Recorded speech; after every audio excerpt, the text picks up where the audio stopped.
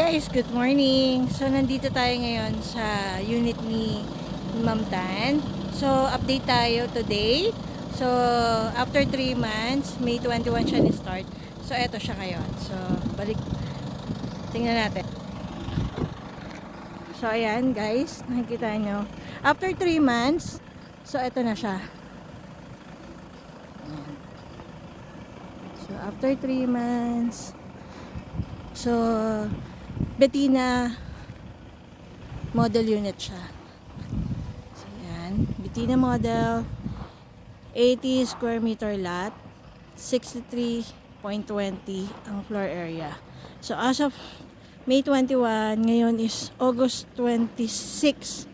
So eto siya. So 3 bedroom siya, single attached dito sa Bella Vista. I'm Christina De Rosario, your partner agent.